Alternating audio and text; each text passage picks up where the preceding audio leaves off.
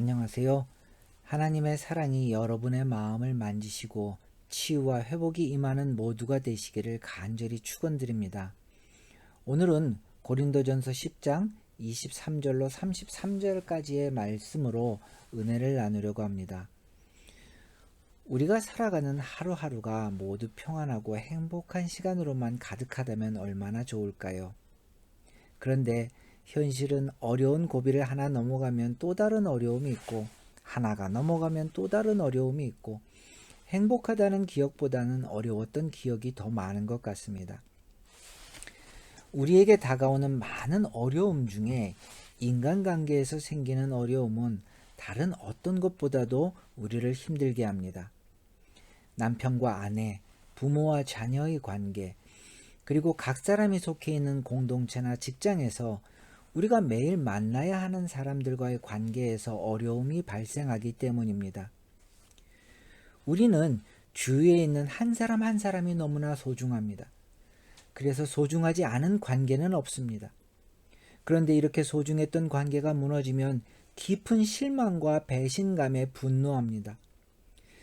그리고 아낌없이 헌신했던 모든 시간이 의미 없어지고 삶의 모든 것이 무너져 내린 것 같은 절망을 겪기도 합니다.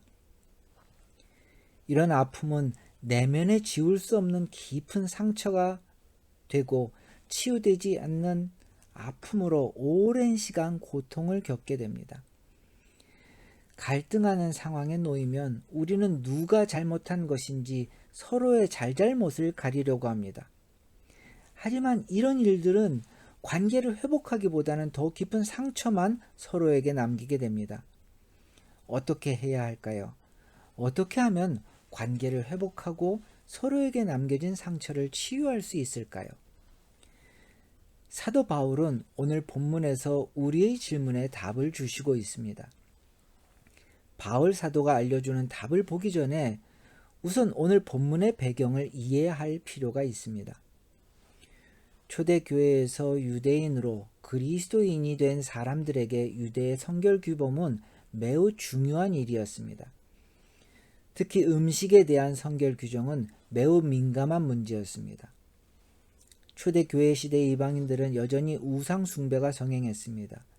그리고 시장에서 파는 대부분의 고기들은 우상 숭배를 위한 제사에 쓰였던 것들이었습니다.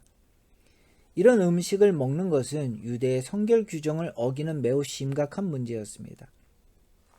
그래서 바울 사도는 이 문제에 대해서 그리스도인들이 어떻게 행동하는 것이 옳은 일인지에 대해 말씀하시고 있습니다. 사도 바울에게는 우상 숭배에 쓰였던 음식은 그냥 음식이고 그것이 사람을 죄짓게 하는 문제는 아니었습니다. 그러나 바울 사도는 자신의 믿음의 문제가 아니라 그리스도 안에 있는 다른 형제자매들의 믿음을 위해서 행동하라고 권면하시고 있습니다. 다시 말하면 다른 사람의 마음이 상하지 않고 올바른 믿음으로 성장할 수 있도록 하는 것이 중요함을 강조하고 있는 것입니다. 그래서 바울 사도는 고린도전서 10장 31절로 33절에서 이렇게 말씀하십니다. 그런즉 너희가 먹든지 마시든지 무엇을 하든지 다 하나님의 영광을 위하여 하라.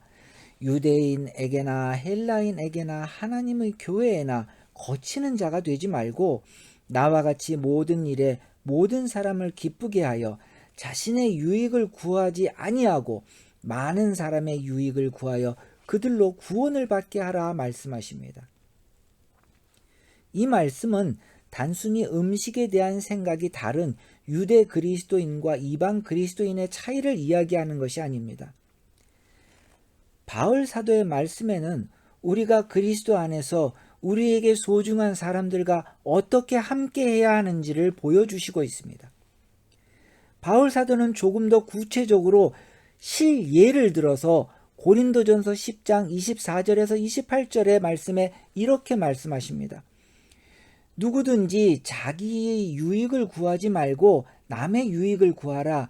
무릇 시장에서 파는 것은 양심을 위하여 묻지 말고 먹으라. 이는 땅과 거기에 충만한 것이 주의 것임이라. 불신자 중 누가 너희를 청할 때에 너희가 가고자 하거든 너희 앞에 차려놓은 것은 무엇이든지 양심을 위하여 묻지 말고 먹으라. 누가 너희에게 이것이 재물이라 말하거든 알게 한 자와 그 양심을 위하여 먹지 말라라고 말씀하시고 있습니다. 모든 그리스도인들은 하나님 앞에 사는 사람들입니다. 그리고 하나님은 우리의 모든 마음의 동기와 행위를 아십니다. 우리 마음의 동기와 모든 행위의 원칙은 하나님께서 우리에게 주신 계명에 뿌리를 두고 있어야 합니다. 예수님은 하나님께서 주신 계명을 두 가지로 요약하셨습니다. 하나님을 사랑하고 이웃을 사랑하는 것입니다.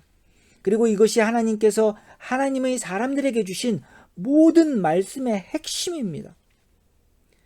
그래서 바울 사도는 각 사람이 아무리 뛰어난 말씀의 지식이 있고 확고한 신념이 있을지라도 형제의 마음에 상처가 되고 실족하는 일이 없도록 해야 된다고 말씀하시고 있는 것입니다.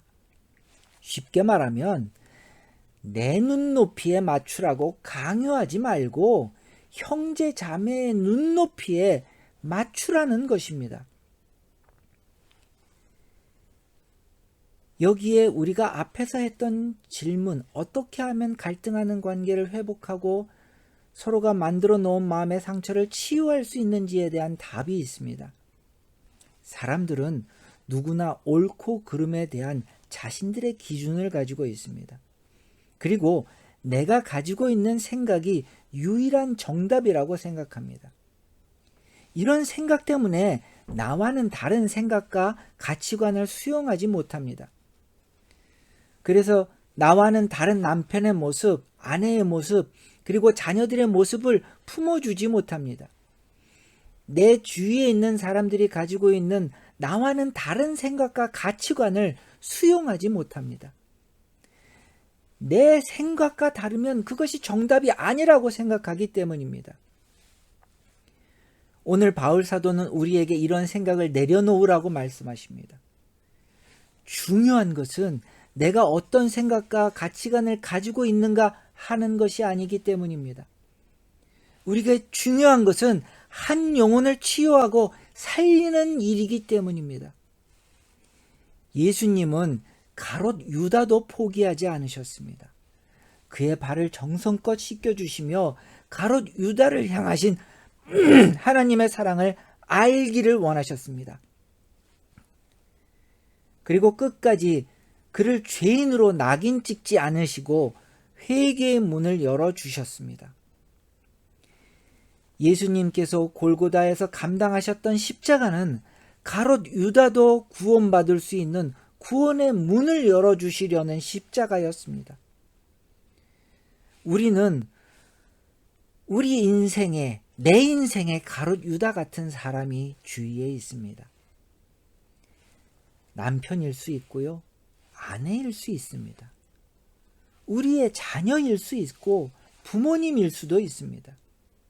공동체에 함께하는 사람이나 직장의 동료일 수 있습니다. 판단하고 정죄하기보다 그 사람의 모습 그대로를 품어주는 우리가 되어야 될 줄 믿습니다. 하나님은 잘못된 동기, 죄에 속한 어떤 것도 용납하지 않으십니다. 그러나 하나님의 사람은 심판의 손길이 아니라 구원의 손길, 치유의 손길이 되어야 합니다.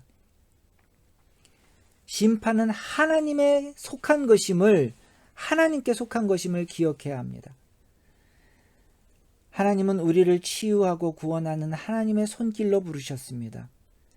예수님은 우리에게 그 본이 되는 모습을 보여주셨습니다. 예수님은 한결같은 사랑으로 가롯 유다를 품어주셨습니다. 오직 하나님의 사랑으로만이 사람이 죄에서 눈을 뜨고 하나님께 회개하며 나올 수 있기 때문입니다. 물론 가롯 유다처럼 끝까지 변하지 않는 사람들도 있습니다. 그러나 우리가 감당해야 되는 일은 우리가 할 수 있는 한 최선을 다하는 것입니다. 그리고 우리가 할 수 있는 한계를 넘어가는 것은 하나님께 맡기면 되는 것입니다. 바울 사도의 말씀을 다시 한 번 더 기억하기를 소망합니다. 고린도전서 10장 31절로 33절의 말씀입니다. 그런즉 너희가 먹든지 마시든지 무엇을 하든지 다 하나님의 영광을 위하여 하라. 유대인에게나 헬라인에게나 하나님의 교회에나 거치는 자가 되지 말고 나와 같이 모든 일에 모든 사람을 기쁘게 하여 자신의 유익을 구하지 아니하고 많은 사람의 유익을 구하여 그들로 구원을 받게 하라 말씀하셨습니다. 사랑하는 형제자매 여러분, 오늘도 하나님의 손길이 되어서 치유와 회복의 통로로 쓰임받는 귀한 하루가 되시기를 간절히 축원드립니다. 다 함께 기도하시겠습니다. 하나님, 오늘 하루도 우리의 모든 짐을 하나님 앞에 내려놓습니다. 저의 삶이 누군가에게 위로가 되게 하여 주시옵소서. 하나님이 저를 위로하시고 품어주시는 것처럼 제 주위에 있는 사람들을 품고 위로하게 하여 주시옵소서. 부족하지만 하나님의 손길이 되게 하여 주시옵고 믿음의 격려가, 믿음의 위로가 이 사람의 삶을 통하여 나누어질 수 있도록 인도하여 주시옵소서. 예수 그리스도의 이름으로 기도했습니다. 아멘.